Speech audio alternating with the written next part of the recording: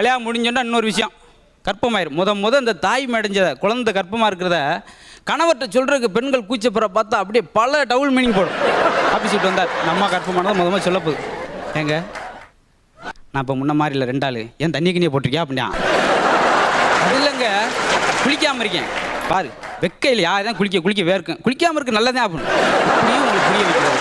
இல்லை நான் மாங்காய் தான் சாப்பிட்றேன், மாம்பழம் இருக்கும்போது எதுக்கு மாங்காய் சாப்பிட்ற, என்ன நீ செய்கிற. அதே போல் அந்த பிள்ளை ஹாஸ்பிட்டலில் சேர்த்தாச்சு டெலிவரிக்காக. இவன் ஆஃபீஸ்லேருந்து ஃபோன் பண்ணுறான், நிலைமை எப்படி இருக்குன்னு கேட்போம்னு சொல்லி. அது இவன் கால் பண்ணது மாறி போய் கிரிக்கெட் ஸ்டேடியத்துக்கு போயிடுச்சு. ஹலோ நிலவரம் எப்படி இருக்குது, ஃபஸ்ட்டு அவுட்டு அப்படின்ட்டு இருக்காங்க. என்ன ஃபஸ்ட்டு அவுட்டா, மறுபடியும் ஃபோன் பண்ணி கொஞ்சம் கழிச்சு இப்போ நிலவரம் எப்படி இருக்குது, 2வது அவுட்டு, 3வது ஃபோன் பண்ணால் என்னாச்சு, 3வது டக்கு, என்ன என் மனைவி வாத்து பிறந்திருக்கா. அப்புறம் எல்லாம் மாற்றி கொடுத்தாங்க. அப்புறம் கொடுத்தோன்னா போனால் ஹாஸ்பிட்டல் போனால் குழந்தை பார்த்தேன் பிடிச்சிருந்துச்சு. அப்புறம் அந்த அம்மா ஆரம்பிச்சிச்சு,